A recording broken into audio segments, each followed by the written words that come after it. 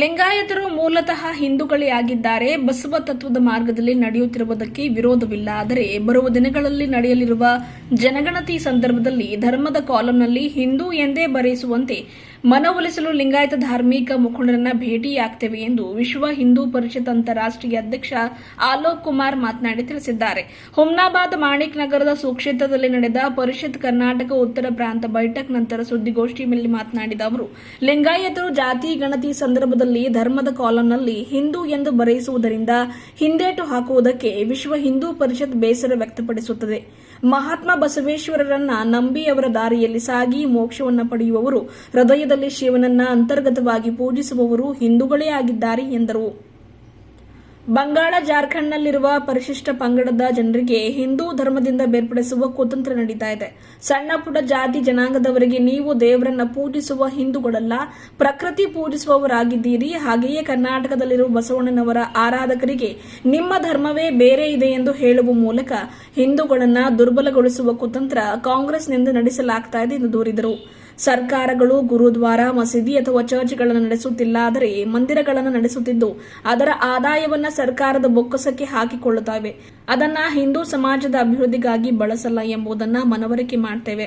ಹಿಂದೂ ಮಂದಿರಗಳನ್ನ ಹಿಂದೂ ಸಮಾಜಕ್ಕೆ ವಾಪಸ್ ಕೊಡುವಂತೆ ವಿಶ್ವ ಹಿಂದೂ ಪರಿಷತ್ ಬರುವ ಸೆಪ್ಟೆಂಬರ್ 2ರಿಂದ ದೇಶದ ಪ್ರತಿಯೊಂದು ರಾಜ್ಯದ ಮುಖ್ಯಮಂತ್ರಿಗಳನ್ನ ಭೇಟಿಯಾಗಿ ಮನವಿ ಸಲ್ಲಿಸುತ್ತೇವೆ. ಅದಕ್ಕಾಗಿ ಬೃಹತ್ ಸಮಾವೇಶವನ್ನ ಮಹಾನಗರಗಳಲ್ಲಿ ಆಯೋಜಿಸಿ ಜನರನ್ನ ಜಾಗೃತಿಗೊಳಿಸುತ್ತೇವೆ ಎಂದರು. ಮಂದಿರಗಳನ್ನ ಹಿಂದೂಗಳಿಗೆ ವಾಪಸ್ ಕೊಡಿಸುವುದು, ಅಂದಾಕ್ಷಣ ಬ್ರಾಹ್ಮಣರಿಗೆ ಪುನಃ ದೇವಸ್ಥಾನಗಳ ಚುಕ್ಕಾಣಿ ಕೊಡಿಸುವುದು ಚಿಂತನೆಯಿಂದ ಕೂಡಿದ್ದು ಅಲ್ಲವೇ ಅಲ್ಲ. ನಮ್ಮ ಪರಿಷತ್ ಪ್ರತಿಯೊಂದು ದೇವಸ್ಥಾನಕ್ಕೆ ಪ್ರತ್ಯೇಕ ಟ್ರಸ್ಟ್ ರಚಿಸಬೇಕು. ಅಲ್ಲಿ ಪರಿಶಿಷ್ಟ ಜಾತಿ, ಮಹಿಳೆ ಹಾಗೂ ಆ ಸ್ಥಳದಲ್ಲಿ ಪರಿಶಿಷ್ಟ ಪಂಗಡದವರು ಹೆಚ್ಚಿದರೆ ಅವರಲ್ಲೊಬ್ಬರ ಪ್ರತಿನಿಧಿತ್ವವನ್ನು ಸೇರಿಸಿಕೊಳ್ಳುವುದರ ಜೊತೆಗೆ ಒಟ್ಟಾರೆ ಭಾರತೀಯ ಹಿಂದೂ ಸಮುದಾಯ ಪ್ರತಿನಿಧಿಸುವಂತಿರಬೇಕು ಎಂಬ ಕಲ್ಪನೆ ನಮ್ಮದಾಗಿದೆ ಎಂದರು. ಈ ಸಂದರ್ಭದಲ್ಲಿ ವಿಶ್ವ ಹಿಂದೂ ಪರಿಷತ್ ಉತ್ತರ ಪ್ರಾಂತ ಅಧ್ಯಕ್ಷರಾದ ಲಿಂಗರಾಜ ಅಪ್ಪ, ಜಿಲ್ಲಾಧ್ಯಕ್ಷ ಬಿರ್ಶೆಟ್ಟಿ ಖ್ಯಾಮ ಸೇರಿದಂತೆ ಅನೇಕ ಮುಖಂಡರು, ಸುನಿಲ್ ಸೇರಿದಂತೆ ಇನ್ನಿತರರು ಇದ್ದರು. आगे जनगणना होने वाली है और इस जनगणना में लोगों को अपना धर्म भी लिखाना होता है. हमारे ध्यान में ऐसा आया कि ये बात तो पक्की है कि बसवेश्वर महाराज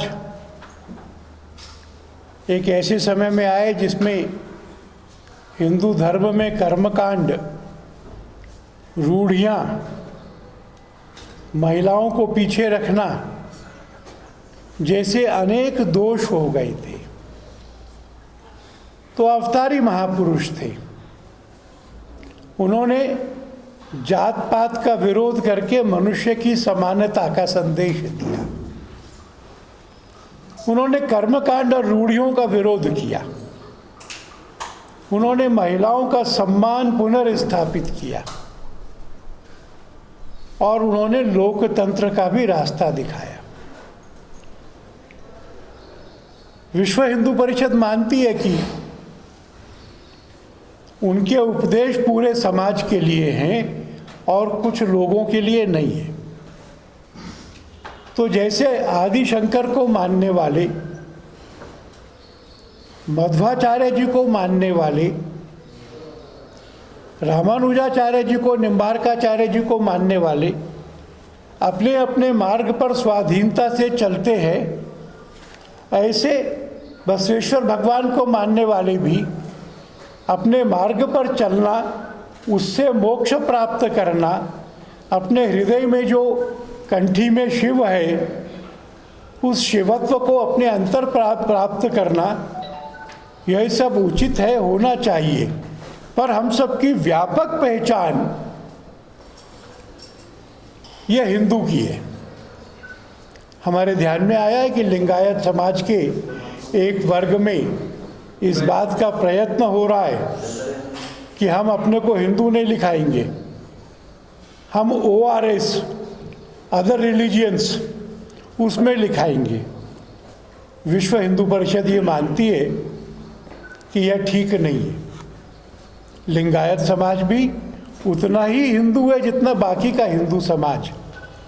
और आने वाले दिनों में लिंगायत समाज के जो धर्मगुरु हैं जो सोशल लीडर्स हैं उन सब से मिल करके विश्व हिंदू परिषद अपने इस विचार को उनको बताएगी और हम इस बात का प्रयत्न करेंगे कि संपूर्ण लिंगायत समाज ये आने वाली जनगणना में असंदिग्ध रूप से हिंदू है ऐसा लिखाए।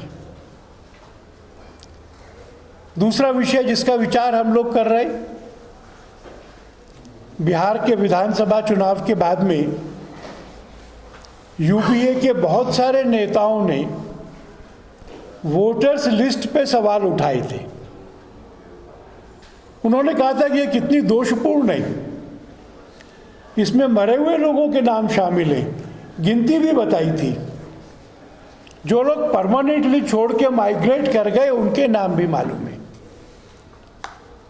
और वोटर लिस्टें खराब है, उनको ठीक किया जाना चाहिए। हमको संतोष है कि चुनाव आयोग ने वोटर्स लिस्ट का इंटेंसिव रिवीजन ये शुरू किया है।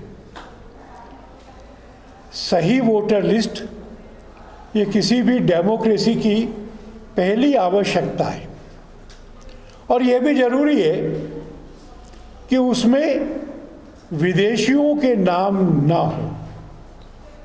बांग्लादेश पाकिस्तान से जो घुसपैठ करके आए भारत के नागरिक नहीं हैं, वो चुनाव के परिणामों को प्रभावित न कर सके।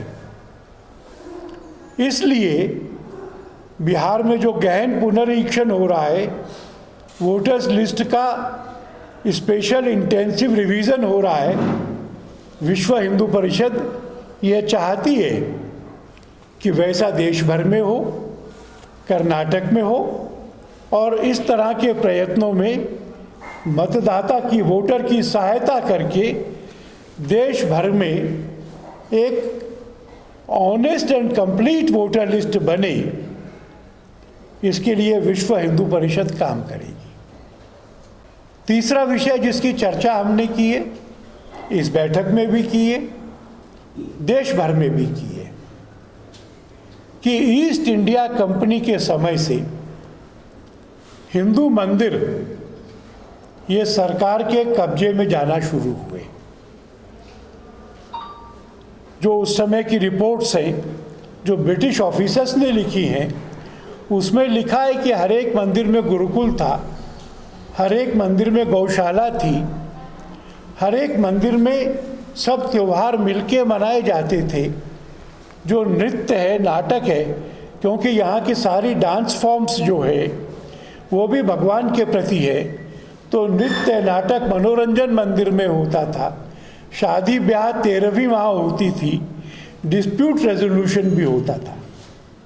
सरकार के कब्जे में चले जाने से ये सब बंद हो गया, उनकी ज़मीनें एनक्रोच होने दी गई, जो बची हैं उसकी पर्याप्त आय नहीं आ रही है।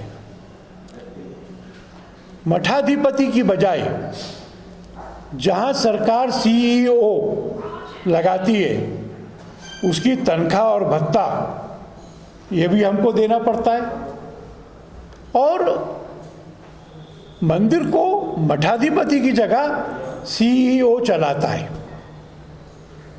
विश्व हिंदू परिषद ने फैसला किया है कि सब सरकारों को हिंदू मंदिर हिंदू समाज को वापस करने पड़ेंगे। उसके लिए हमने एक एजेंडा तैयार किया है। आने वाली 2 सितंबर से हम प्रत्येक राज्य के मुख्यमंत्री को मिलेंगे और उनको एक मेमोरेंडम देंगे। आप गुरुद्वारा नहीं चला रहे, आप गिरजाघर नहीं चला रहे, आप मस्जिद नहीं चला रहे, हमारे मंदिर क्यों चला रहे? उसके पैसे में से आपके पास में जमा कराना पड़ता है एडमिनिस्ट्रेटिव खर्चे का, और आप उसका जो खर्चा करते वो हिंदू समाज के लिए नहीं करते। मेमोरेंडम देंगे, विधानसभा का सत्र होगा तो प्रत्येक एमएलए से हम मिलेंगे, हर पार्टी के प्रत्येक एमएलए से, और उसको भी मेमोरेंडम देकर कहेंगे कि अपनी पार्टी को कहो कि मंदिर हिंदू समाज को वापस करने का समर्थन करे, और प्रत्येक मेट्रोपॉलिटन सिटी में हम वहाँ के प्रबुद्ध वर्ग, वहाँ के एलिट्स, इनकी बड़ी सभा करेंगे और पूरे हिंदू समाज को इस मांग के पीछे सक्रिय करेंगे, क्योंकि अब वह समय आ गया है जब सरकारों ने हमारे मंदिर हमको लौटाने होंगे। मैंने कहीं एक एडिटोरियल पढ़ा था जिसमें लिखा था कि विश्व हिंदू परिषद ये मांग इसलिए कर रहा है कि मंदिर सब दोबारा से ब्राह्मणों के पास चले जाएं। हमारा प्रस्ताव तो ये है कि प्रत्येक मंदिर के लिए एक ट्रस्ट होगा, उस ट्रस्ट में वहाँ के भक्त समुदाय के सब लोग शामिल होंगे, एक अनुसूचित जाति का जरूर शामिल होगा, एक महिला जरूर शामिल होगी, और अगर उस मंदिर के प्रभाव क्षेत्र में शेड्यूल्ड ट्राइब रहते हैं तो उनका भी एक प्रतिनिधि होगा। तो जिस स्ट्रीम का मंदिर है, जिस पंथ का मंदिर है, उसकी परंपरा से मंदिर चले और सब भक्त मिलकर चलाएं, इसके लिए हम अभियान करेंगे। ये 3 बातें, पहली बात जनगणना की, दूसरी बात करेक्ट वोटर लिस्ट की, और तीसरी बात मंदिरों की आज़ादी की, ये मुझे आपसे कहनी थी। आपने मुझसे जो पूछना हो कृपया पूछें। अभी आप बोल रहे थे गवर्नमेंट के अगेंस्ट कल रैली कर रहे बेंगलुरु में, क्या बोलना चाहते राहुल गांधी? वोटिंग में भ्रष्टाचार हो गया क्या सर, आपको क्या लगता है? मैं ऐसा कहना चाहता हूँ कि मैच में हारने के बाद में अंपायर को गाली देने के जैसा है। साइंटिफिकली साबित हो गया, कोर्ट के एग्जामिनेशन से साबित हो गया कि वोटर की ईवीएम में कुछ खराबी नहीं की जा सकती। उनके एक आरोप का, और वो आरोप उन्होंने चुनाव आयोग को नहीं बताए थे, प्रेस को बताए थे। अगर वो गंभीर होते तो चुनाव आयोग के पास जाते और कहते कि हम आपको ईवीएम की खराबी बताते। तो उनको अपनी हार को कवर अप करने के लिए वो अंपायर को गाली दे रहे हैं। मैं नहीं मानता कि चुनावों में कोई इस तरह की धांधली हुई जिससे रिजल्ट चेंज हो जाए। सर, महाराष्ट्र का मालेगांव में जो बॉम्बलेस केस जो कोर्ट ने अब ये दिए, उसमें इस कानून को प्रभावकारी तौर पर लागू करने के लिए आप क्या करना चाहिए? हम लोग तो उनसे आग्रह भी करेंगे, आंदोलन भी करेंगे, पर हमारा अनुभव ऐसा है कि यहाँ की सरकार मुसलमान को अपने पक्ष में बनाए रखने के लिए हिंदू को अपमानित करना और उसकी भावनाओं को अपमानित करना इसका तरीका मानती है। हमको मालूम है कि ये टैक्टिक सब लंबा नहीं चलते, पर अपना समय आने पर जो होगा सो होगा। हम इसके खिलाफ जो आंदोलन कर रहे हैं वो करते रहेंगे। देश भर में चुनाव हारने के बाद कांग्रेस लगातार ईवीएम पर सवाल उठाते जा रहे हैं। विश्व हिंदू परिषद देश भर में बैलेट पेपर ईवीएम के बारे में आपकी क्या राय है? जहाँ कांग्रेस आती है वहाँ पर ईवीएम पर सवाल उठाए जा रहे हैं, और जहाँ कांग्रेस जीतती है वहाँ सवाल नहीं उठाती है, वहाँ कहती है कि जनता ने नकार दिया। ये ड्यूअल है। ये बात दूसरी है कि वो जीत ही नहीं रही है आजकल। ईवीएम साइंटिफिकली प्रूवन है, उसकी टेम्परिंग हो ही नहीं सकती, और जो उसके साथ पर्चियाँ निकाल के देखी गई थी, किसी एक भी जगह उसमें वेरिएशन नहीं आया है। इसलिए हमको मालूम है कि हारने वाले ऐसा ही बोलते हैं, उसकी चिंता नहीं करना है। हम ईवीएम को ठीक मानते हैं।